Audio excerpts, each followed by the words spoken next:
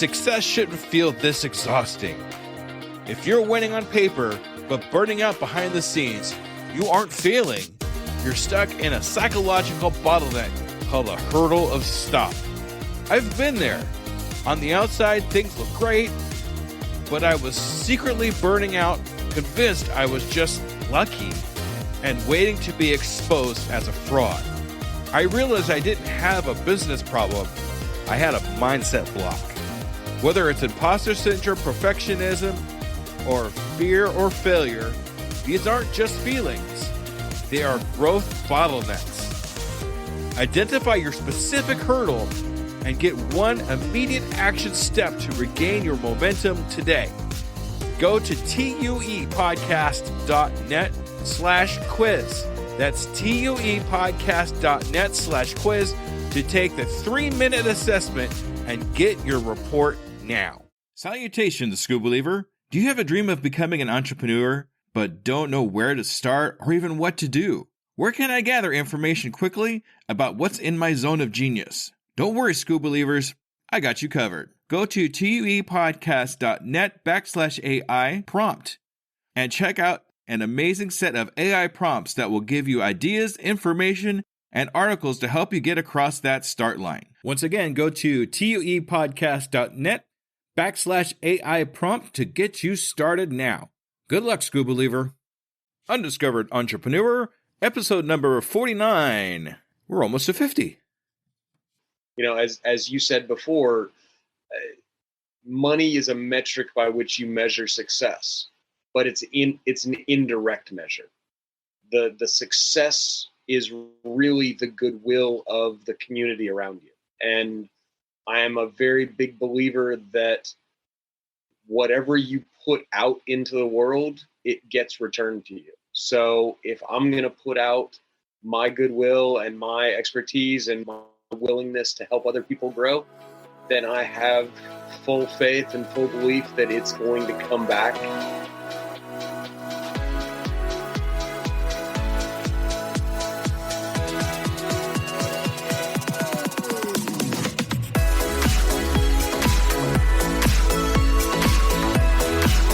Welcome to the Undiscovered Entrepreneur, the podcast where brand new entrepreneurs come to life and could quite possibly be discovered.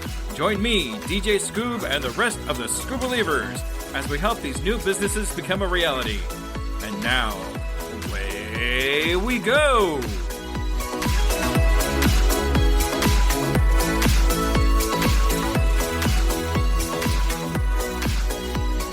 Hello, Scoob Believers, and welcome to another episode of the Undiscovered Entrepreneur. And it's me, DJ Scoob, coming at you on whatever device you happen to be listening on. All right, so today we're going to get a great education on mushrooms. That's right, mushrooms. I have Adam, who is a mushroom farmer who is actually starting his own mushroom farm, or he actually hasn't really decided exactly what it's going to be yet, but that's okay. That's what we're here for, is to try and talk about it. And, you're going to get such an education about mushrooms, more than I thought I was ever going to get when I started this interview. So strap in, ladies and gentlemen, and let's talk to Adam.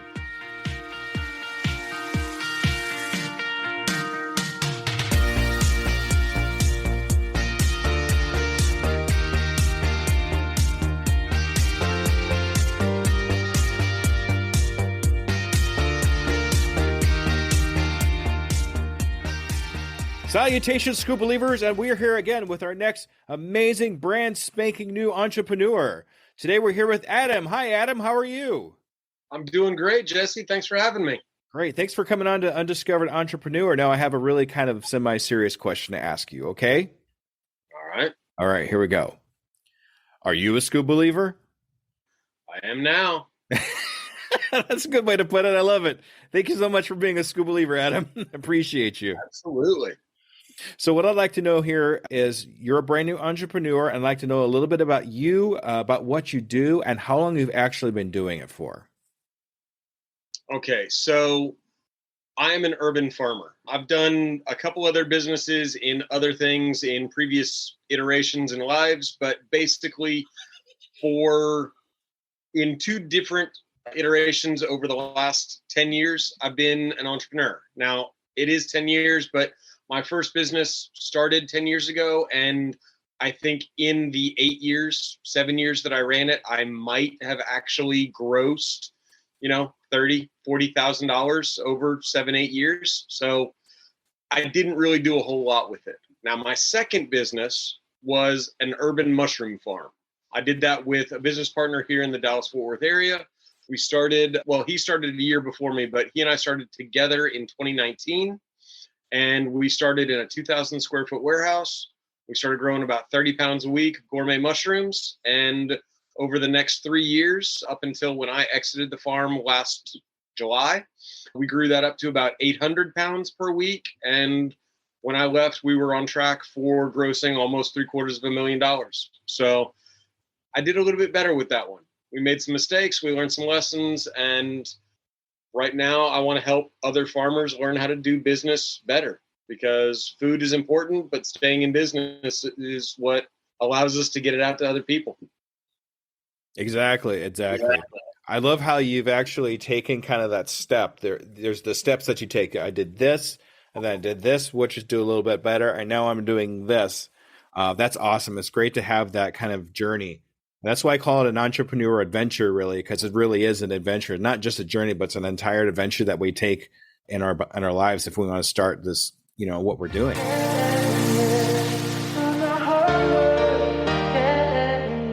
What actually made you start this business? I know you said you had a couple businesses already, but where is the beginnings of this? Tell me how you actually got started in all this. So I grew up, my parents were both entrepreneurs. They had construction companies, and then that kind of failed, and the construction business died in the mid 90s. So they stopped building restaurants and they started building houses. And then from there, it kind of morphed into being a property management and this and that. And so I grew up seeing entrepreneurship and seeing small business, and that was what I just thought was normal. So I grew up and went to college and tried to get a normal job, and I didn't really like having people tell me what to do. Big surprise there. So I started looking for ways that I could kind of call my own shots. And truthfully, I fell into my first business, honestly, by accident. The real short version is I was trying to learn how to do aquaponics, which is hydroponics, but using fish to provide the nutrient source. And so I joined a meetup group in the Dallas-Fort Worth area. And the first meeting I go to, and I mean, I'd done some reading and some research and this and that, but the first meeting for this group, I show up and I just start asking other people there what they were doing and what their experience was and such. 45 minutes later, the guy that was running the meeting never showed up. Everybody else thought I was the one leading the group, and it just kind of grew from there. And I literally just fell into it. So what I've done for a day job for the last 15, 17 years is I've been a teacher. So I've taught math, I've taught science, I've taught agriculture. And so teaching people how to do things is second nature to me. So running those workshops or going to those meetings and such became teaching workshops on how to build this system or that system, or how to identify fish diseases or this or that. And from there, it just kind of grew forward to, well, we've taught everybody how to build a system. Now let's teach everyone how to grow different crops. So we built a training farm, and that was a 20-foot by 40-foot greenhouse. And then we went, okay, well, now we need to make it actually profitable. So let's build a 20 by 100-foot greenhouse. And we did that, and we started growing lettuce and selling at farmers markets and a couple of restaurants. And it paid the bills, and the business supported itself. It just didn't support me. It was never at a point where I could quit my day job and actually be a farmer. It made enough to cover its expenses, and that was really about it. It was about that time that I started looking into other things that I could grow, other things that I could do, trying to make that farm more successful, more viable. And I found mushrooms, and I always thought it was cool and interesting. And I just couldn't find anybody to teach me how to do it. And out of a completely random turn of events, I was on Facebook in some group, whatever, and somebody was like, "Hey, roll call. Where are you from?" And I saw this comment, "I'm in Dallas, Texas." And I went, "Okay, that's somebody I need to meet."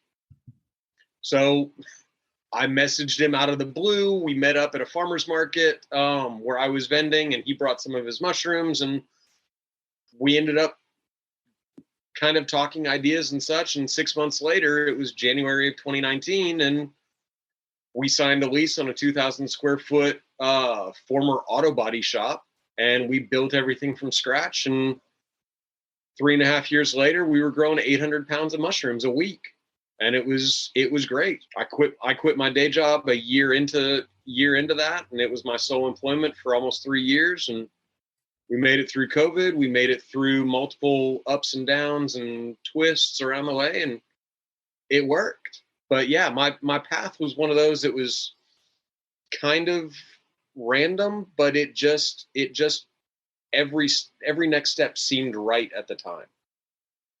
So it's amazing how that works out sometimes, where just random events all culminate together to the one thing that happens that really fits right where you want to be. And that's awesome. And I think that happens to us a lot when we're working within our zone of genius. A lot of just things happen just the way they're supposed to make things work for you and work for your company and work for yourself personally too, as long as you stay within your realm of what you really love to do.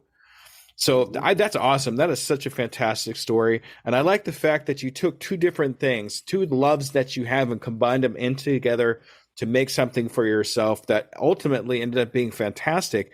And a lot of us are in that new realm where we're not even paying our bills, maybe just paying the bills and not really sustaining for ourselves. So we all know we have to take that next step to be able to sustain ourselves, so we could possibly get into something that's a new adventure for us that will actually get us to where we need to go. And I like that it seemed like your parents taught you how to pivot, because it seemed like they're over here. They're like, "Oh, this isn't working. Let's go over here and try this." And that starts working. Okay, let's go over here. Maybe this isn't working. But they didn't give up. They didn't just throw their hands up in the air and say, "Hey, that's it. I can't do this anymore." And that's something I really think we all should really take advantage of being able to make that pivot, that change, so we can keep moving on in our entrepreneur adventure, no matter what we're doing. So when we hit those times, those random events can actually happen to us. So if we're not doing things, we're not moving, these random events are not going to happen. That's all within ourselves to be able to do. A quick question, because I'm a huge mushroom fan, since you mentioned mushrooms. Can you just really quick, and I know this is kind of random, but can you explain the difference between portobello mushrooms and just the regular white mushrooms? all right, so pretty much any mushroom you see in the grocery store, the white button, the portobello, the baby bella, the cremini, those are all what are called agaricus mushrooms. And that's the bottom of the barrel commodity mushroom grow. It's the equivalent of corn and soybeans. They're grown on massive scales. They are actually grown out of a manure-based substrate.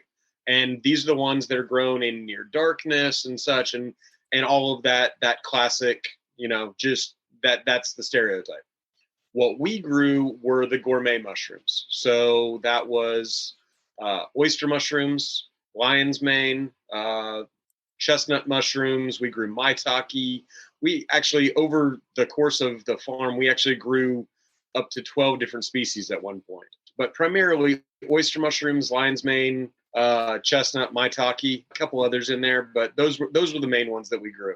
And they're all wood-loving substrates. So they grow off of hardwood sawdust and then some type of nutrient supplement. We used soybean shells, actually soybean meal, or soybean hulls rather, not meal. But there's a lot of other nutrient supplements that you could use, but primarily wood substrate. But they're very different. So we grew out of individual bags. So it's a lot of work. It's backbreaking. And some of the lessons that we learned were how to minimize that lifting.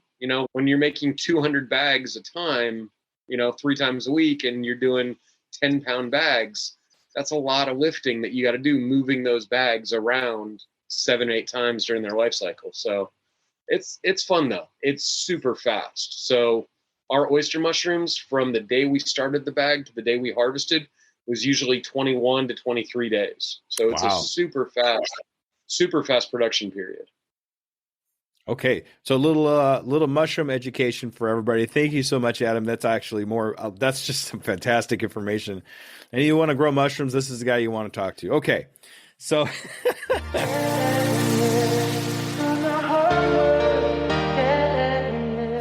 so in your entrepreneur, I'm going to just kind of go into another question here. In your entrepreneur adventure, and it sounds like you've been doing this for a little while altogether, but what are some of the pitfalls that you've come across? In like, let's talk about what you've recently done. Have you had any pitfalls that's kind of came about that you can maybe speak of?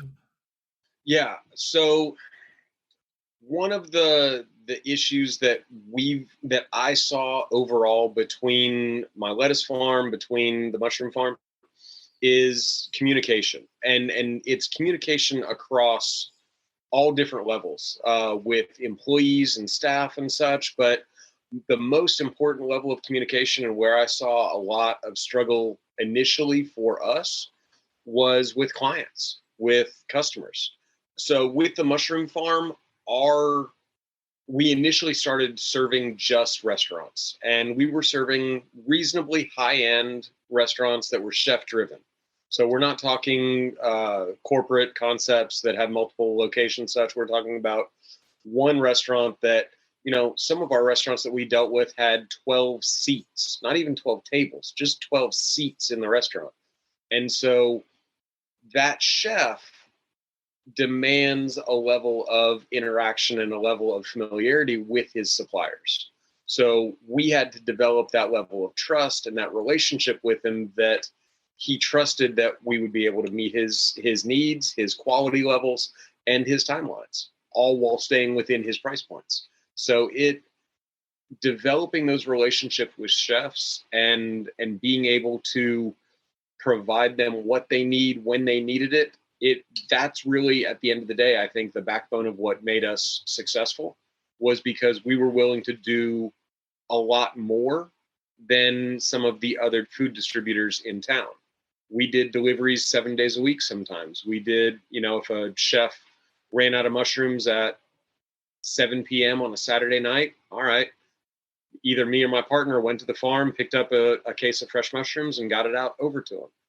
And over time, that really developed a very loyal following, that chefs, when they moved from one restaurant to another, they would start buying from us at their new restaurant. And so relationships and communication are probably the two biggest things that I would say are absolutely fundamental, aside from having a quality product. Whatever it is that you do in your industry, you need to know your customers and they need to know you. That's good. That's some great information. Yes, I agree with you 100%. Communication is key when it comes to a lot of different types of things, especially when you're talking with potential clients or anything like that. Also, communication between employees, all that's some great information. But I think you hit a really great point there when it comes to those client relationships, because it just seems like no matter where you go, they'll kind of follow you anywhere that you are. And that's really good to have, because then you'll have something set for quite some time. That you're their guide that they go to for whatever, mushrooms or audio video. Who cares? You're the person that they're going to go to. So that's fantastic. Thank you so much, Adam. That's awesome.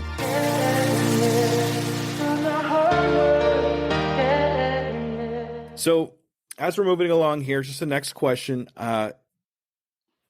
Do you have, and I like asking this questions, but especially with someone like you, do you have any influences or somebody that maybe you like either mentored you like to talk about, or someone that really makes you look forward to doing what you're doing? Like anybody like that in your life? So I've had a lot of what I guess would be like content mentors. They're farmers that I've looked up to, and people that have really I've really appreciated what they've done for the field that I was in. So with aquaponics, there are a number of big names. I mean, Will Allen of Growing Power up in Milwaukee did a great deal, and I learned a lot from him. Murray Hallam down in Australia. There's 15 or 20. But when I got into business and started trying to figure out how I could make a salary for myself, how I could actually run a business that supported employees in a consistent and dependable manner, what I realized was a lot of the people that know how to produce food, a lot of the people that know how to farm, they're not really the best mentors for how to run business. I always remember it was probably 2 or 3 years into doing this, somebody told me a joke, and apparently it's a pretty old joke. It's how do you make a farmer a millionaire? Well, you start them off with $2 million, and it's just that idea that farming is a losing proposition. That if you're in farming, it's great. You're growing food. We need that, but you're setting yourself up to lose. And I never really agreed with that. I never liked that. So over the last 5-6 years, I've looked for mentors in the business space, in the entrepreneurship space, in the networking and relationship space. And, it really comes down to the idea that marketing and sales are not this like evil, slimy, sleazy concept. It's the lifeblood that keeps your business afloat. And it's necessary. It's absolutely necessary. But if you reframe that in your mind, that you're not trying to con people out of their money, instead, you're providing them so much value in every possible way related to your product that they feel the least they can do in return is give you money. And for me, it was that reframing that allowed me to kind of shift my mentality. And so with the mushroom farm, we grew gourmet mushrooms.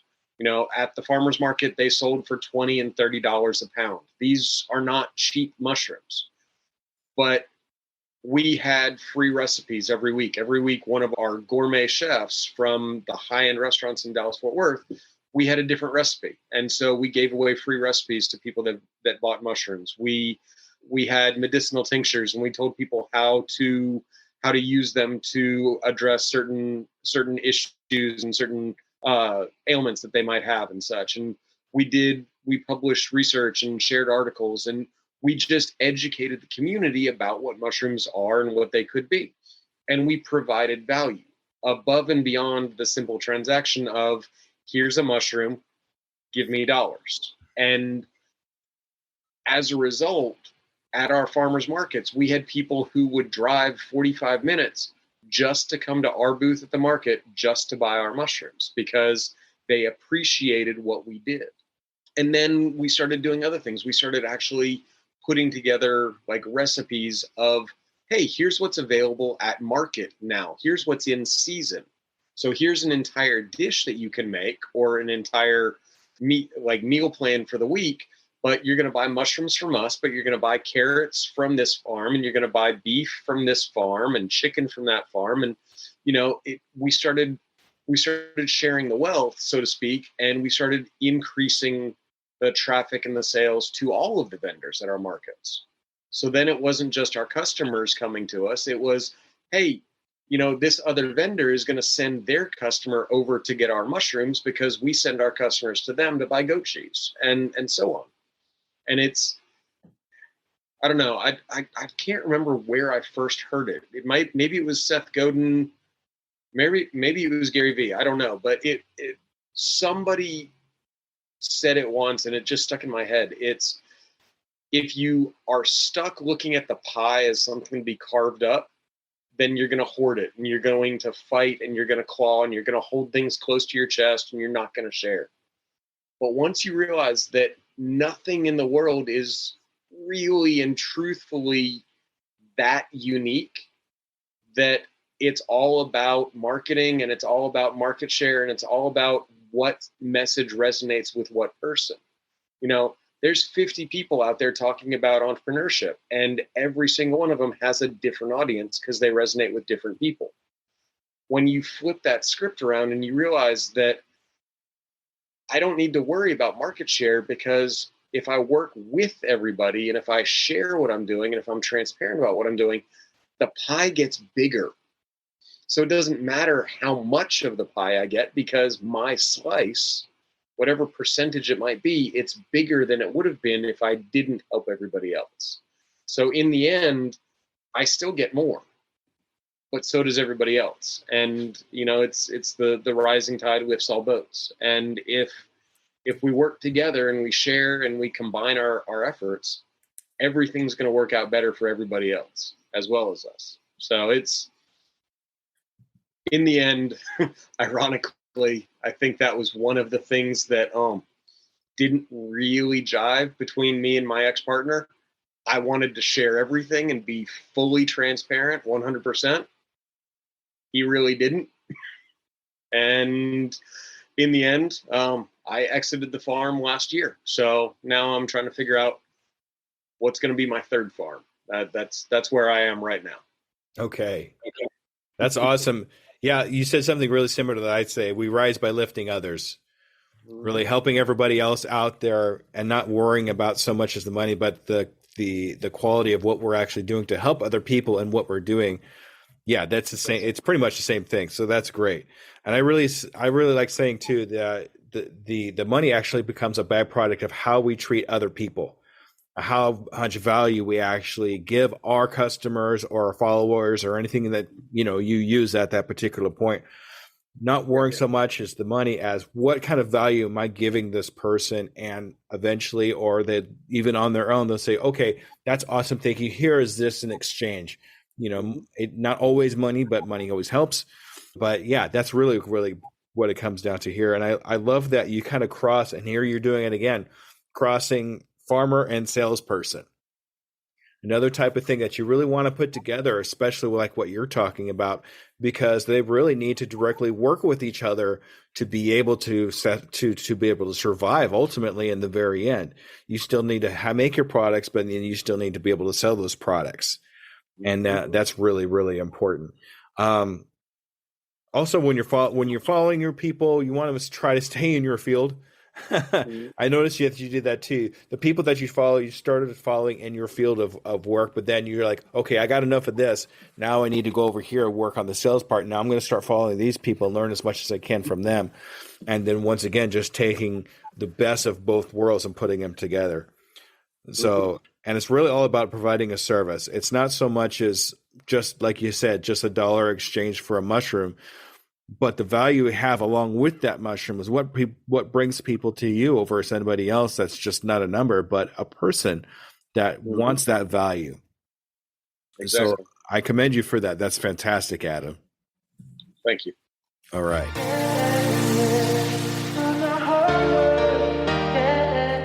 So I'd like to know, since you've been doing this for a little while and you had a lot of things in front of you, I see you coming, but when will you know you've made it? When do you think you've gotten to that one point where you said, this is exactly where I wanted to be at this particular time? What does that look like to you, Adam? I honestly have no idea, because I'm never going to get there, because to me, that goalpost is always going to be moving. It's kind of silly, but I remember as a kid, I was probably in middle school, and we read this book, Jonathan Livingston Seagull, which if anybody out there hasn't read it, go find a used bookstore and pick it up. It's about 26 pages. I mean, it's a tiny little book. You read it in an afternoon. But the crux of it is that perfection is never going to be reached. No matter what you think you can do, as much as you think you could possibly learn, by the time you get to where you think is the end point, you realize that's the start of the next plateau. And you have that whole level to learn again. So for me, right now where I am, I'm still teaching because I enjoy it. I'm still teaching math and I'm having a good time with it. I'm looking to figure out what farm I want to do next. I honestly don't know. It might be a hybrid CSA type vegetable farm through aquaponics and hydroponics. It might be another mushroom farm. It might even be a spirulina algae farm. I'm trying to figure out what works best with the time I have available. But honestly, right now where I am, the next plateau for me is, as you said, I've done this for a little while and I've learned a lot of lessons. Mostly I've learned what not to do. And I want to be able to help other farmers and, in all honesty, other small business owners to grow faster than I did. I would like to be able to work with them to help them, get to their goalpost or what they think is their goalpost faster with less pain, because I've learned some of those lessons. So right now I'm reaching out to a number of the local farms in the Dallas-Fort Worth area, and I'm basically just offering services. I'm going on every podcast I can to think about and such to basically say the same thing, that if you want help growing your business, give me a call. I would absolutely love to help anybody. That's right now. I'm kind of in that amazing, lucky, beautiful point where my money issues are taken care of and I can focus on what brings me joy. And, as you said before, money is a metric by which you measure success, but it's an indirect measure. The success is really the goodwill of the community around you. And I am a very big believer that whatever you put out into the world, it gets returned to you. So if I'm going to put out my goodwill and my expertise and my willingness to help other people grow, then I have full faith and full belief that it's going to come back in the end and help me grow. And maybe that'll be in the form of money. Maybe it'll be in the form of, somebody's out there and wants to invest in a new mushroom farm or a new algae farm. And they're like, hey, this guy knows what he's doing. Okay, let's talk to him. I don't know. Right now I'm just kind of playing and I want to go have some fun and I want to help people grow some food and get bigger. So that's probably a long-winded and tangential answer to what you asked, but that's what I'm looking for. I'll work until I drop dead and they nail me in my coffin. I don't ever see myself exiting and just being like, that's it, I'm out. I will probably and hopefully get to a point where I don't have to work, that a little bit further than where I am right now, of my money, my finances are stable and they're taken care of. I don't need to make $10 million a year and go hobnob everywhere. Give me a house that's paid off, a car that's paid off, and groceries. I'm good. I don't need to be extravagant. I want to help people, and that's really all I've ever done. So first I helped by growing food. Now I want to help by growing businesses. Yeah, that's a great goal to have in itself, is to be able to help other people as much as you can. Now that you've kind of reached this plateau and where you're at, now it's time to share that information. It's time to share that, like you were talking about earlier, that being able to help other people grow their businesses, farm wise or anything else wise too. I've already learned a lot from you just listening to you. So, so thank you so much, Adam. Appreciate that.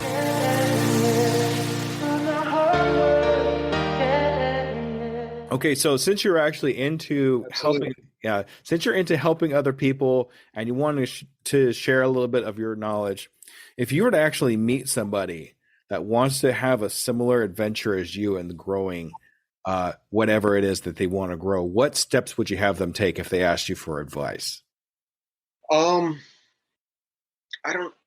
be honest, I'm not 100% sure. I know my journey was not a linear straight line. So I would probably start by asking a whole lot of questions about where they were, where they started from, where they wanted to go, what they envisioned their pain points would be. And then we just start having a discussion to see, okay, well, where's the low hanging fruit? Where's the 80-20 rule?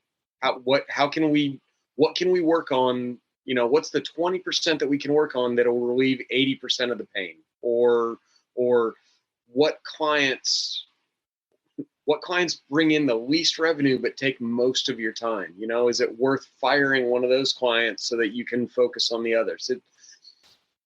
I have always found personally that stepping back and kind of gaining that perspective on everything helps me then streamline and move forward faster. So that would be the first step that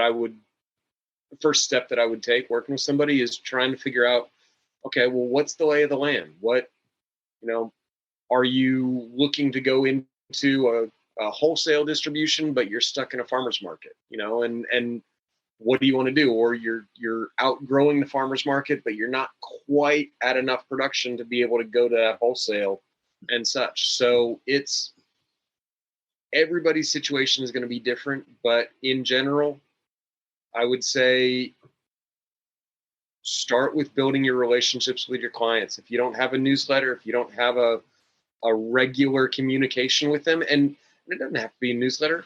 I did it brute force. I messaged nearly 45, 50 chefs individually every week, asking them how their order went the previous week. Do they need anything special? Do they want anything else?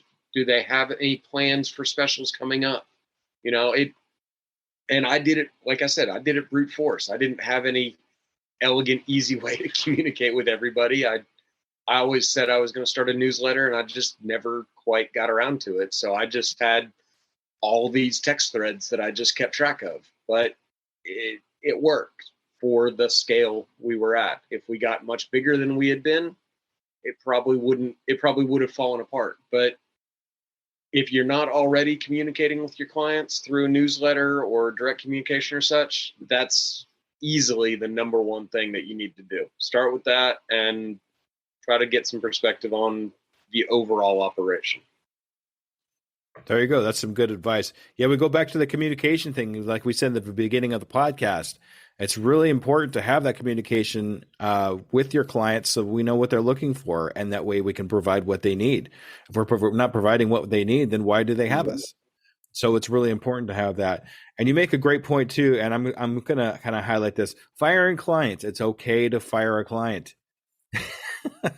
A lot of people are really scared to do that because they're like, oh, I'm losing money. But I mean, as much energy and money as you're putting in, why don't you use that same amount of energy as something that's going to produce more, instead of having to walk on eggshells because you're not sure if it's working right, or if you don't have a great relationship with the client. So don't be afraid to fire a client. So you make a good point there, Adam. Well, I mean, the first time I did it, it was terrifying to me, but I stepped back and I looked at that perspective, and I realized that over the course of a month, I had something like 35 emails with one client. And I think I had like 10 emails combined with the other like 12 clients. And that one client was not even a tenth of my monthly revenue. And I'm like, you know what? Yes, I can afford to eliminate this one client, because then all of a sudden I've got this much more time to grow the business. And that's probably one of the other things I would tell people is, if you are spending all of your time working in the business, then you don't have any time left to grow the business. If you're doing the tasks that your employees are doing, you need to stop. And when you're first starting out, you can't. You're bootstrapping. You've got to do it all. But as soon as you can fire yourself from a position and hire that away to somebody else, you absolutely need to. Because if you're working doing the business, you're not going to have the time to grow the business the way it needs to. As the entrepreneur, as the owner, you've got to work on the business, not in it. Yeah, I've heard that many times with different types of entrepreneurs, not just farmers, but all different kinds. I mean, you got to work on your business, not in your business. I like how you say fire yourself. That actually is a nice way of putting that. I never really thought about it that way. So fire yourself so you can improve your business. I like that. That's awesome. All right.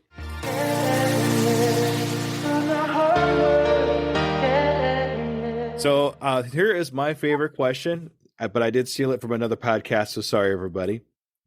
What is the one question you wish I would have asked you but didn't? I always miss one really good question, and like my guest goes, I really wish he would have asked that question. I was really hoping and I was ready for that answer. What is that question, Adam? I honestly don't know. You actually, the one that I usually want to answer that I rarely get a chance to, you did ask. And that was what advice would I give to somebody? And that, wow. But I guess that's usually the question that I want to answer that very few people ask. Most people seem to be more concerned about the journey and not about how to help others. And that's, I guess that, in all honesty, that's one of the things that I really like about your podcast and what drew me to want to be on it is that you're helping people grow their business, and your audience is looking for the things that I want to share, and that's why, yeah, that's why I'm here. And I'm rambling now, so I'm going to stop. Okay, it's okay. Well, I appreciate the kind words, Adam. That's awesome. Thank you. We'll because you talked so nice to me, we'll let it slide this time. Okay. All right. So I appreciate it. All right.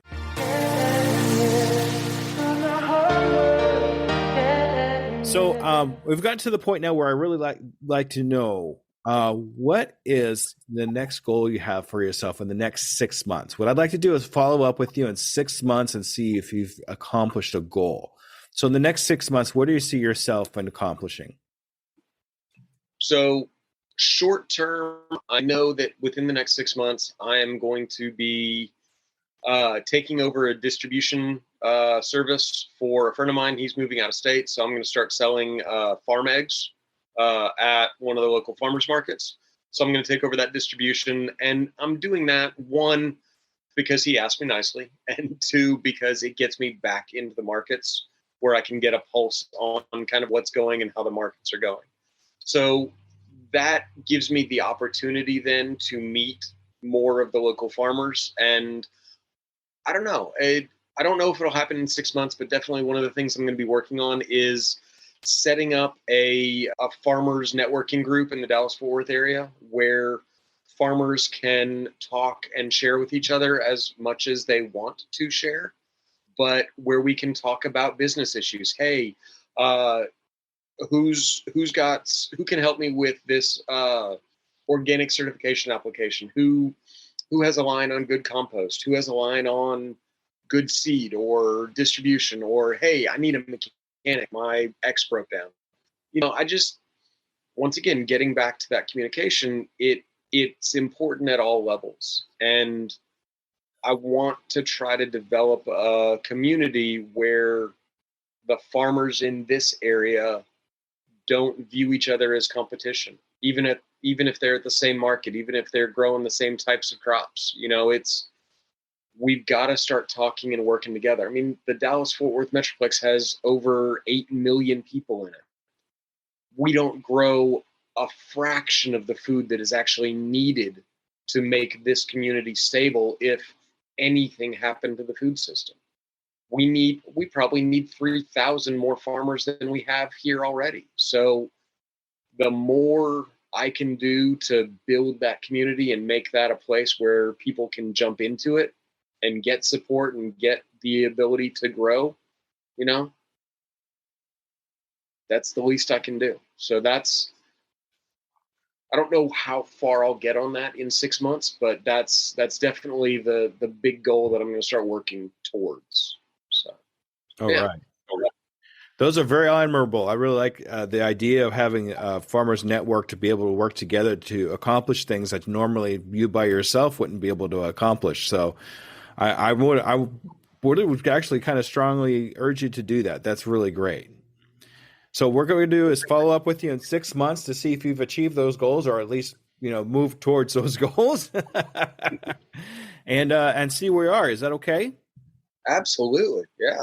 Fantastic. Anytime.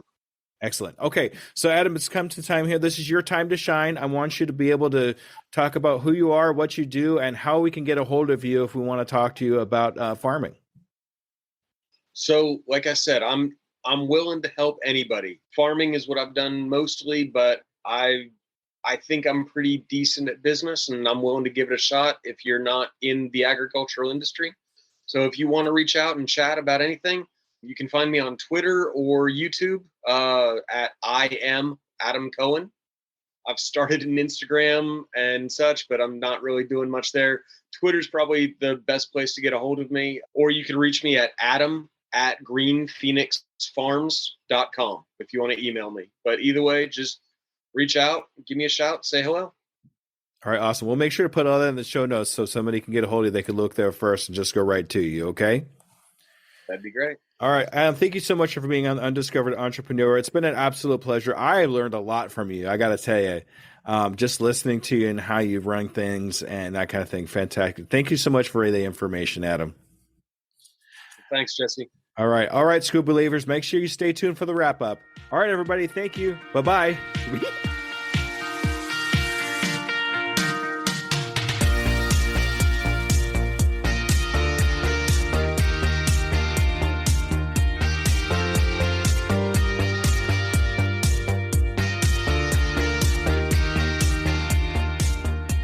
All right, Scoop Believers, that was Adam. Man, Adam had, oh boy, that was just amazing. I'm almost like completely speechless about how awesome that was. That was actually a lot more than I was expecting out of a farmer, to be honest with you. But he had so much great information about entrepreneurship and things to follow in that nature. I liked how he took a lot of his experiences and kind of interweaved and combined them into something that's just amazing. How he could learn how to be a teacher and farm and teach people how to farm and turn that into an entrepreneur adventure. Great.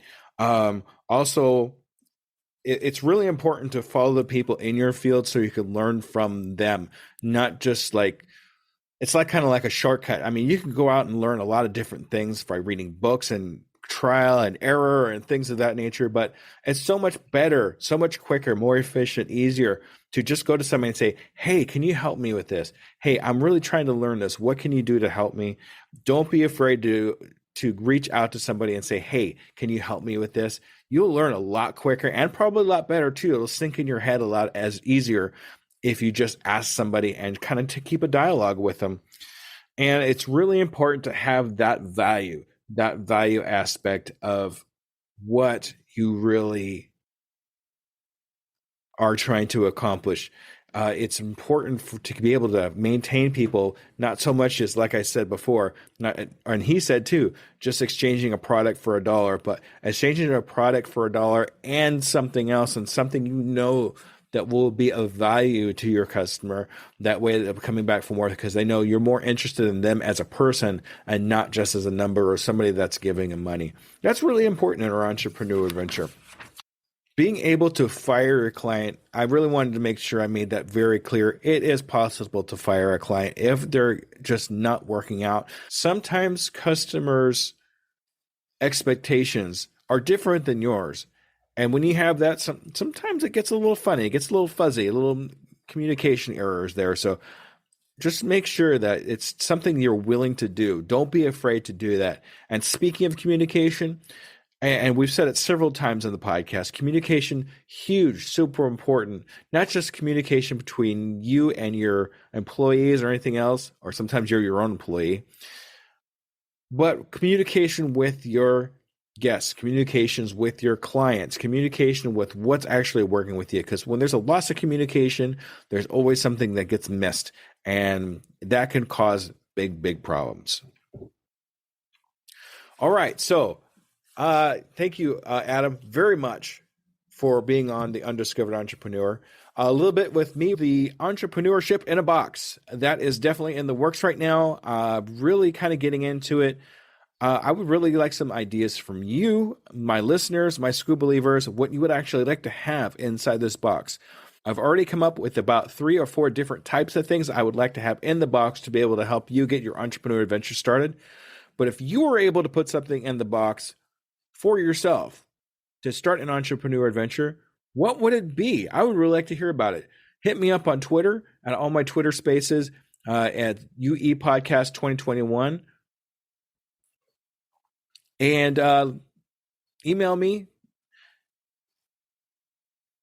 Or just go to my link tree, linktr.ee, linktree/DJ Scoop. Find the ways to get a hold of me through there. They're all right there for you to see. And let me know. What I would really like to know what you would like to have in this entrepreneur box.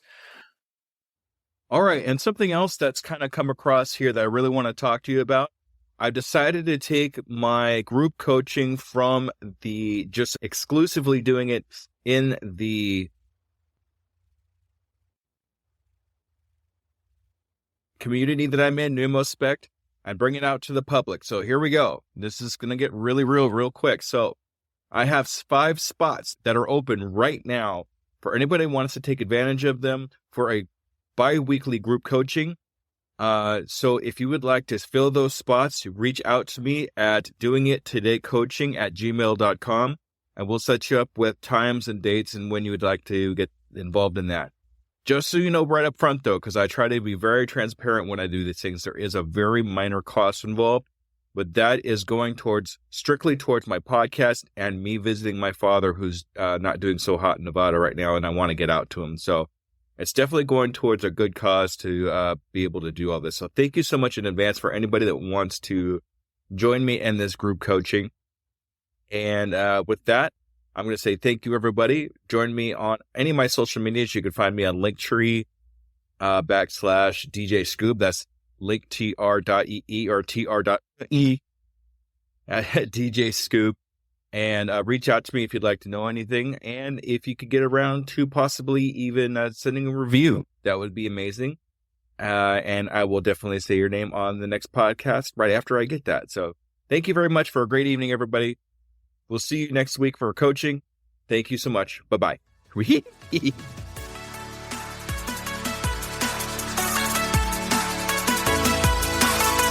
Hello there, DJ Scoop here. And I just want to personally say thank you for listening to my program. I really hope you learned something. Tune in 2 weeks to listen to another brand new entrepreneur. And remember, I can, I am, I will, and I'm doing it today.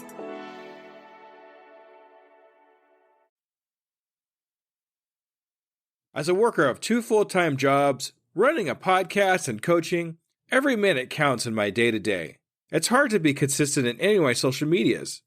And at this point, I cannot hire a social media manager. Pinnacle AI to the rescue! I've been using Pinnacle AI for a couple of weeks now and seeing big improvements in my outreach and consistency in all my social medias. Do you want to save time and increase your productivity too?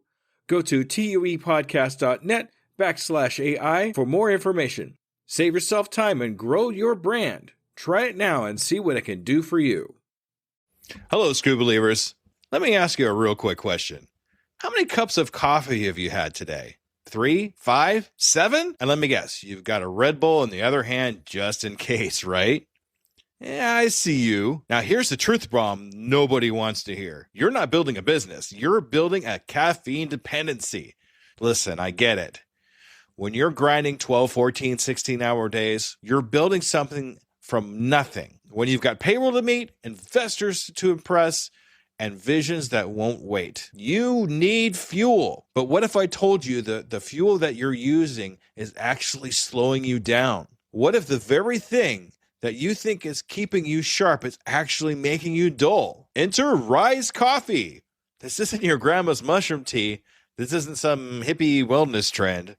This is science meets performance. And here's what makes Rise different. Less than half the caffeine of a regular cup of coffee. But here's the kicker.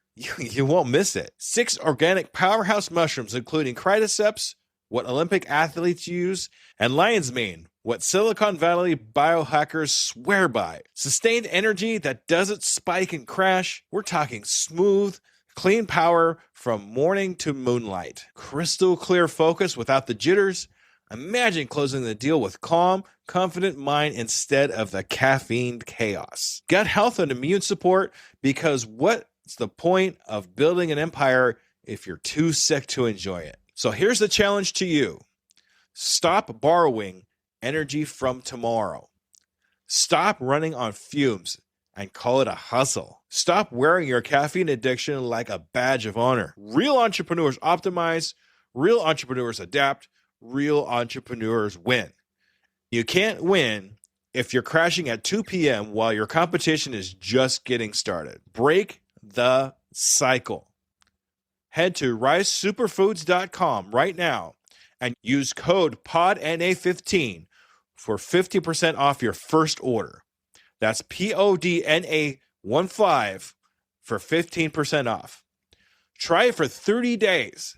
If you don't feel the difference, if you don't feel sharper, calmer, more focused, more alive, then go back to your 6-a-day cup habit. But I'm telling you, we won't, because once you feel what real energy feels like, you'll never go back. Ditch the addiction, fuel your empire, and rise up.